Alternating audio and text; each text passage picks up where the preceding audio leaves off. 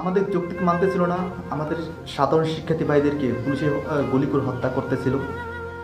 আর প্রধানমন্ত্রী শেখ হাসিনা তিনি তার ভাষণে বলেছিল যে মুক্তিযোদ্ধার সন্তান বা নাতিপুতি চাকরি পাবে না তো চাকরি পাবে রাজাকাররা। সেখানে আমাদের শিক্ষার্থীদের সবাইকে রাজাকার বলে অভিহিত করা হয়েছে। সেখানে আমরা বলেছিলাম যে চেয়েছিলাম অধিকার, হয়ে গেলাম রাজাকার, তুমি কে আমি কে, রাজাকার রাজাকার। সেই সূত্র ধরে এখন আমাদেরকে নব্য রাজাকার বলে অভিহিত করা হয়েছে। খুবই দুঃখজনক। আর যারা আজকে পুলিশের পাশে যে ছাত্রলীগ ভাইয়েরা সাধারণ শিক্ষার্থীদেরকে যেভাবে পিটাইছেন, মারধর করছেন, কোনো এক সময় আপনার সন্তানের চাকরির জন্য আপনি আন্দোলন নামবেন, এটা আপনি আজকে